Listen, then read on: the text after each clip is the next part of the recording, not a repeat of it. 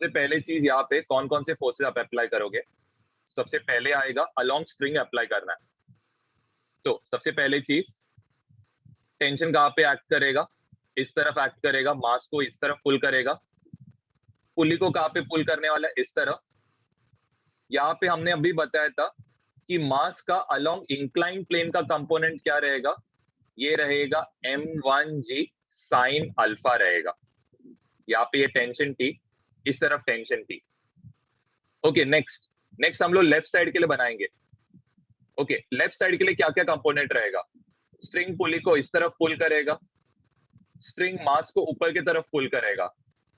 Along incline plane का जो angle रहेगा वो क्या रहेगा, m2g साइन बीटा रहेगा। ओके, एक्सेलरेशन कहाँ पे, इस तरफ। यहाँ पे एक्सेलरेशन कहाँ पे, इस तरफ, ऊपर की तरफ। हम लोग यहाँ पे साइन कन्वेंशन क्या लेंगे, एज यूजुअल, इस तरफ अगर बॉडी घूमेगा तो पॉजिटिव, इस तरफ अगर बॉडी घूमेगा तो नेगेटिव। टेंशन इंटरनल फोर्स है तो एक दूसरे को कैंसिल आउट करेगा, यहाँ पे भी एक दूसरे को कैंसिल आउट करने वाला है वो। ओके, अब नेक्स्ट यहाँ पे सबसे पहले चीज आपका m1g साइन अल्फा बॉडी को किधर घुमाएगा, राइट के तरफ, मतलब सॉरी लेफ्ट के तरफ घुमाएगा, पॉजिटिव डायरेक्शन की तरफ। तो ये क्या रहेगा, m1g साइन अल्फा रहेगा। m2g साइन अल्फा को कहाँ पे, सॉरी साइन बीटा कहाँ पे घुमाएगा, इट विल घुमाएगा किससे तरफ, राइट के तरफ। तो यहाँ पे रहेगा minus m2g sign beta. Okay, next क्या रहेगा, सबसे पहले चीज ये एक्सेलरेशन बॉडी को घुमाएगा इस तरफ, तो इसका जो भी साइन रहेगा पॉजिटिव रहेगा, तो हम लोग m1a लिखेंगे। m2 क्या करेगा, बॉडी को इस तरह घुमाएगा, तो हम लोग इसका साइन को भी पॉजिटिव लेंगे, m2a। ओके, अब यहाँ पे क्या क्या कॉमन है, यहाँ पे आएगा m1 sine alpha minus m2 sign beta. दोनों में क्या कॉमन है, g कॉमन है, इक्वल टू यहाँ पे m1 प्लस m2 क्या है, कॉमन, और यहाँ पे क्या आएगा, a। आपको a ढूंढना है तो ये इक्वल टू क्या रहेगा, m1 sine alpha m2 sign beta into यहाँ पे क्या आएगा, g, अपॉन यहाँ पे क्या रहेगा, m1 प्लस m2। ये आपने ढूंढ लिया एक्सेलरेशन। सपोज आपको ढूंढना है यहाँ पे टेंशन, तो आप क्या करो, कोई एक ब्लॉक के लिए कंसिडर करो। चलो मैं ये ब्लॉक के लिए इक्वेशन बनाता हूँ। यहाँ पे क्या रहेगा, टेंशन T ऊपर, नॉर्मल रिएक्शन इस तरफ क्या रहेगा, m1g साइन अल्फा रहेगा, इस तरफ नीचे रहेगा m1g कॉस अल्फा। एक्सेलरेशन कहाँ पे, इस तरफ है। हम लोग न्यूटन्स लॉ अप्लाई करेंगे, तो न्यूटन्स लॉ आपको कहाँ पे अप्लाई करना है, टेंशन ढूंढना रहेगा तो अलोंग इंक्लाइंड प्लेन अप्लाई करो। तो अलोंग इंक्लाइंड प्लेन मतलब क्या, तो जरा देखना डायग्राम कुछ ऐसे दिखेगा आपका। यहाँ पे रहेगा m1g साइन अल्फा रहेगा, यहाँ पे रहेगा टेंशन T, इस तरफ आपका नॉर्मल रिएक्शन रहेगा n, इस तरफ रहेगा m1g cos अल्फा, और आपका एक्सेलरेशन रहेगा इस तरफ। ओके, इसको आप क्या कंसिडर करो, x एक्सिस, इसको आप क्या कंसिडर करो, y एक्सिस। आपको टेंशन ढूंढना है तो आप कैसे ढूंढोगे, कौन सी साइड के लिए यूज करोगे, x एक्सिस के लिए यूज करोगे। टेंशन कहाँ पे, राइट के तरफ, इसीलिए पॉजिटिव लेता हूं उसको। यहाँ पे m1g साइन थीटा लेफ्ट की तरफ है, तो यहाँ पे क्या आएगा, m1g साइन अल्फा, लेकिन साइन क्या आएगा, नेगेटिव, क्योंकि लेफ्ट में जा रहा है। एक्सेलरेशन भी कहाँ पे, लेफ्ट की तरफ, तो इसको मैं क्या लेता हूँ, माइनस m1 इंटू a लेता हूँ।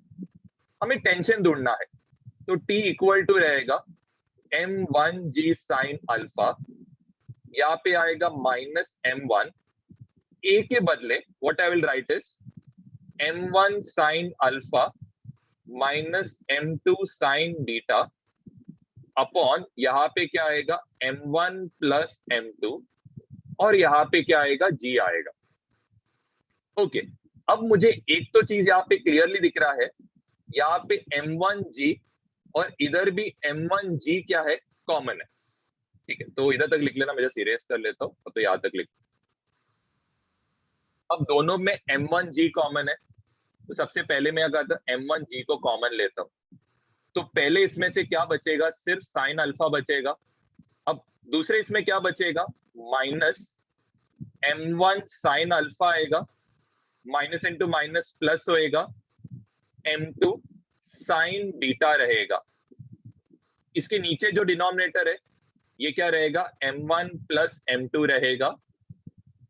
अब नेक्स्ट इसका डिनोमिनेटर को सेम करने साइन अल्फा को m1 m2 से मल्टीप्लाई करेंगे, तो m1g यहाँ पे आएगा m1 sine alpha plus m2 sine alpha minus m1 sine alpha plus m2 sign beta आएगा, अपॉन यहाँ पे क्या आएगा, m1 प्लस m2 आएगा। ये पार्ट और ये पार्ट क्या हो जाएगा, कैंसिल आउट होएगा। यहाँ पे एक m1g आया। अब आप क्या नोटिस कर सकते हो, दोनों में m2 भी कॉमन है, तो m2 को भी बाहर लिया मैंने। ब्रैकेट के अंदर क्या बचेगा, sine alpha plus sign beta बचेगा, अपॉन यहाँ पे क्या आएगा, m1 प्लस m2। ये हमारा रहेगा टेंशन। सबसे पहले यहाँ पे जो फोर्स है ये किसके फॉर्म में, k इंटू टी के फॉर्म में। ऑफकोर्स जिसके साथ एंगल बनाएगा वो रहेगा हम लोग का कॉस कंपोनेंट, जिसके साथ एंगल नहीं बना रहा है वो रहेगा हम लोग का साइन कंपोनेंट।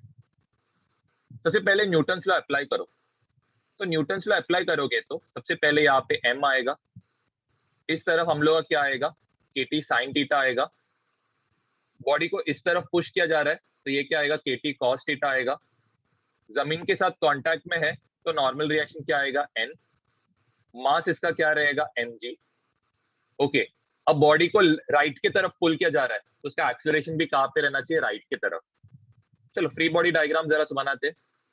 नॉर्मल रिएक्शन ऊपर की तरफ n, एक kt साइन थीटा भी क्या पे आएगा, ऊपर की तरफ। mg कहाँ पे आएगा, नीचे। kt cos थीटा कहाँ पे आएगा, राइट की तरफ। एक्सेलरेशन भी कहाँ पे, राइट की तरफ। ओके, अब हम लोग क्या करेंगे तो जरा ध्यान देना। सबसे पहले न्यूटन्स लॉ अप्लाई करेंगे कहाँ पे, वर्टिकल डायरेक्शन में। ओके, तो यहाँ पे सबसे पहले क्या होएगा, n plus kt sine theta minus mg, ये इक्वल टू क्या रहेगा, 0 रहेगा। ओके, अब यहाँ पे आपको क्या बताया गया, find time when block will leave the ground. Block will leave the ground का क्या मतलब है कि ब्लॉक क्या है, जमीन के साथ कांटेक्ट में नहीं है। ब्लॉक अगर जमीन के साथ कांटेक्ट में नहीं रहेगा तो उसका नॉर्मल रिएक्शन क्या बन जाएगा, 0 बन जाएगा। तो मतलब ये क्या बन गया, 0 बन गया। तो यहाँ पे क्या रहेगा, kt sine theta minus mg, दूसरी साइड गया तो प्लस mg होएगा। हमें टाइम ढूंढने बोला है तो टाइम इक्वल टू क्या रहेगा, mg अपॉन यहाँ पे क्या रहेगा, it will be k sine theta रहेगा। चलो, तो सबसे पहले हमने टाइम ढूंढ लिया। नेक्स्ट हम लोग ढूंढेंगे एक्सेलरेशन। एक्सेलरेशन के हम लोग क्या करेंगे, हॉरिजॉन्टल डायरेक्शन में न्यूटन्स लॉ अप्लाई करेंगे। तो हॉरिजॉन्टल डायरेक्शन में सिर्फ एक ही फोर्स है, that is kt cos theta आएगा। यहाँ पे क्या आएगा, मास इनटू एक्सेलरेशन आएगा। आपको एक्सेलरेशन a ढूंढना है तो a इक्वल टू आएगा k cos theta by m, और यहाँ पे क्या आएगा, t। ये हो गया हम लोग का एक्सेलरेशन। एक चीज आप यहाँ पे क्या नोटिस करोगे, k कांस्टेंट है, एंगल जो रहेगा ये भी कांस्टेंट रहेगा, मास जो है ये कांस्टेंट है, लेकिन टाइम क्या होएगा, चेंज होते रहेगा। मतलब यहाँ पे आप क्या बोलोगे, देखो इतने देर तक जो भी आप सॉल्व कर रहे थे वहां पे आपका एक्सेलरेशन जो भी था कांस्टेंट एक्सेलरेशन था। यहाँ पे टाइम जैसे जैसे बढ़ते रहेगा आपका एक्सेलरेशन क्या होएगा, बढ़ते रहेगा। अब आप पूछोगे कैसे समझा ये, आप नोटिस कर सकते हो एक्सेलरेशन और टाइम के बीच में कैसा प्रोपोर्शनैलिटी है, डायरेक्ट प्रोपोर्शनैलिटी है। तो टाइम जैसे जैसे बढ़ेगा एक्सेलरेशन भी क्या होएगा, बढ़ते जाएगा। ये सबसे पहले चीज है। ओके, तो यहां से हमें क्या समझ रहा है कि एक्सेलरेशन इज नॉट कांस्टेंट। तो अगर आपका एक्सेलरेशन कांस्टेंट नहीं रहेगा तो इसका मतलब यहाँ पे सबसे पहले चीज आप इसको क्या कर सकते हो, डेरिवेट कर सकते हो। तो एक्सेलरेशन क्या है, it is rate of change of velocity with respect to, यहाँ पे क्या आएगा, टाइम आएगा। हमें क्या पूछा, यहाँ पे वेलोसिटी पूछा है, तो मैं क्या करूंगा, dv लिखूंगा और यहाँ पे क्या लिखूंगा, a इंटू dt करूंगा। दोनों साइड पे मैं क्या करने वाला हूँ, इंटीग्रेशन अप्लाई करने वाला हूँ। ओके, अब यहाँ पे इंटीग्रल साइन अप्लाई किया, k cos theta into t upon m, किसे इंटीग्रेट करोगे with respect to dt, k constant, cos theta constant, m constant, तो ये सारे चीजें क्या आएंगे, बाहर आएंगे। t का इंटीग्रेशन क्या आएगा, it will be T square upon 2 आएगा। ओके, और dv का अगर आप इंटीग्रेशन करोगे तो आपको क्या मिलेगा, वेलोसिटी v मिलेगा। तो आपको यहां से वेलोसिटी v कितना मिला, k cos theta upon m into क्या मिला, टी स्क्वायर अपॉन 2 मिल गया। यहाँ पे भी आप क्या नोटिस कर सकते हो, आपका वेलोसिटी क्या है, डायरेक्टली प्रोपोर्शनल है किसके साथ, टी के स्क्वायर के साथ। तो टी के स्क्वायर के साथ डायरेक्टली प्रोपोर्शनल, इसका मतलब क्या होएगा, जैसे जैसे टाइम बढ़ेगा वेलोसिटी भी क्या होएगा, बढ़ते रहेगा। इसका मतलब आपका वेलोसिटी इज नॉट कांस्टेंट। तो आप वापस क्या लिख सकते हो, वेलोसिटी इक्वल टू क्या आएगा, dx अपॉन dt आएगा। तो dx अपॉन dt यहाँ पे कैसे यूज करोगे, तो सबसे पहले चीज यहाँ पे हमें क्या ढूंढना है, dx ढूंढना है। तो dx इक्वल टू क्या होएगा, v इंटू dt। इस तरफ इंटीग्रेट करोगे, इस तरफ इंटीग्रेट करोगे तो हमें क्या मिलेगा, x मिलेगा। वेलोसिटी का वैल्यू क्या था, it was k cos theta upon यहाँ पे क्या था 2m, ये तो सारे कांस्टेंट है तो बाहर आ जाएगा।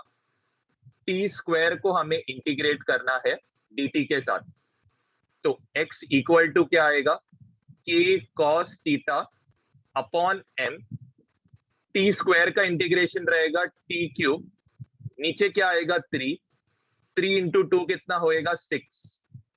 तो ये हो गया हम लोग का। अब यहाँ पे हमने वो काइनेमेटिकल इक्वेशन यूज करने का रीजन, मतलब यहाँ पे हमने काइनेमेटिकल इक्वेशन यूज क्यों नहीं किया, क्योंकि यहाँ पे आपका एक्सेलरेशन कांस्टेंट नहीं है करके। अगर इनकेस आपका एक्सेलरेशन कांस्टेंट रहता तो आप कोई भी काइनेमेटिक इक्वेशन यूज करके इसको सॉल्व कर सकते थे।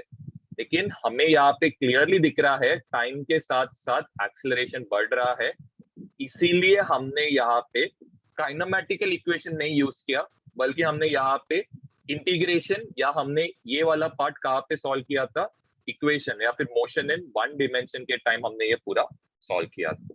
कोई भी पार्ट में अगर आपको डाउट रहेगा तो आप मुझे पूछ सकते हैं।